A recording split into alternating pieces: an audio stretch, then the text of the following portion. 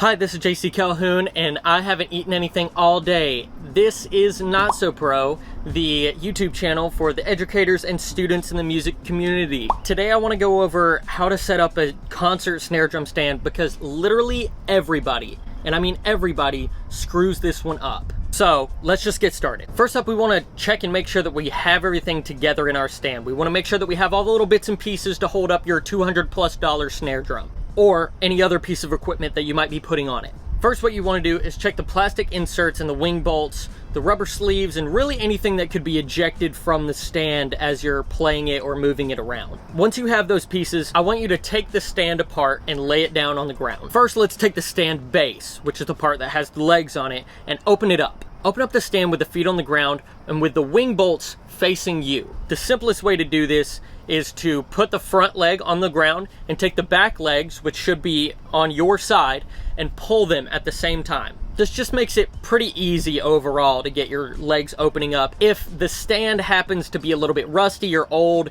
or a little bit finicky. Next, make sure that you take the legs about halfway down the support beam. Now this is pretty important. Don't put them too far up because it's a falling hazard, and don't put them too far out because one, it freaking looks stupid. It just looks dumb, and two, it's a tripping hazard for other players that might be around the area.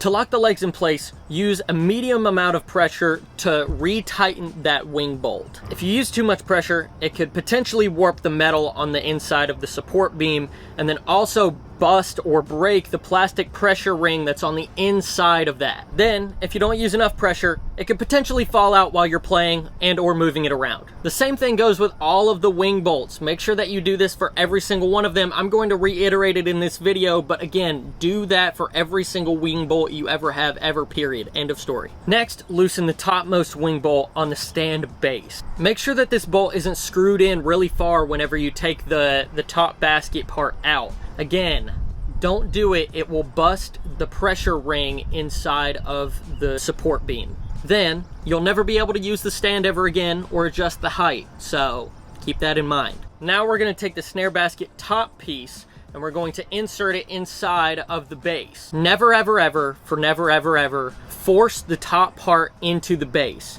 This probably means that there is something blocking the way. Most of the time, it's either the pressure ring and or the wing bolt that's doing that. So make sure that you loosen that before you insert the top basket. Once you have that in, remember to put a medium amount of pressure onto the wing bolt. Whenever you're putting the snare basket top in, make sure that the side is clear of the base.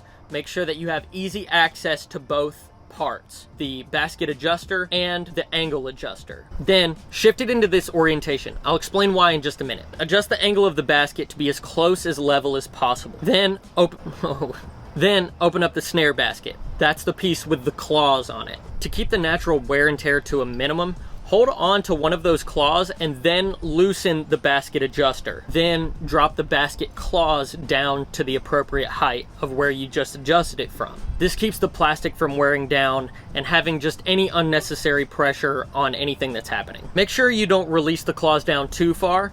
It will essentially bust the bottom head through the centerpiece in the middle of the basket, and then you'll have to worry about changing drum heads, and we don't want any of that mess. So just be spatially aware, or in layman's terms, use common sense. Not so pro tip of the day. Keep unnecessary pressure to a minimum. This will definitely increase the longevity of anything that you have, especially for percussion equipment. Percussion equipment just has more wing dings and things that can fall off than all of the other instruments combined. For band directors, please teach your section leaders or any students the importance of this. And hold your section leaders accountable. Make sure that everybody's drinking the Kool-Aid. Is that still even appropriate to say?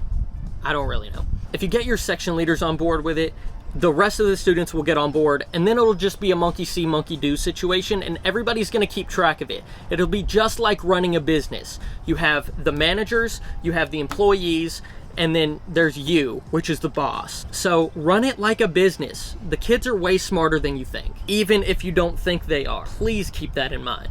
Also, the people who take this small thing seriously are next to be runners-up for section leader. So think about stuff like that. enough of that. Back to what we were talking about. We are going to put your snare drum into the basket. Make sure whenever you grab the snare drum, you line it up with the snare switch facing you. Then, whenever we're putting the snare drum into the basket, we're going to put it into the left side first, and then set it down to the right side. Make sure that you have clearance on the bottom, just like I stated before. We don't want to bust a drum head. Also, make sure that you have the orientation that I talked about earlier. Make sure that you have 2 claws lined up on the left side and 1 claw lined up on the right side.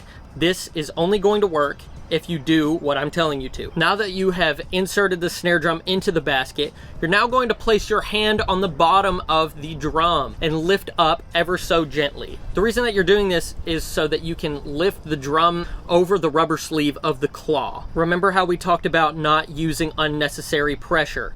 This is one of those moments. We're going to take the weight of the snare drum off of the claws so that we're not eating up the snare basket adjuster. Then you're just going to tighten the basket adjuster while putting your hand on the bottom of the drum. Again, putting your hand on the bottom of the drum. I don't know if I've said that enough times, but put your freaking hand on the bottom of the drum. Now that you've tightened the snare basket adjuster, you can now see how everything lines up.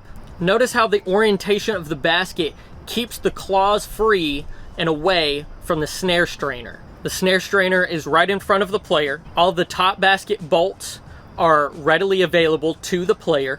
Everything is lined up straight. And plus, it's visually appealing to anybody who's watching. They don't have to do any weird reach arounds and have to unloosen and tighten, freaking whatever, the bolts in weird angles. They don't have to try hard for anything. It will just be there in line for them to use. Let me know if you feel like there's anything that I missed in this video. Feel free to give me any comments, like, subscribe, do all the things that regular old YouTubers tell you, and I will be back with more videos soon. Thank you.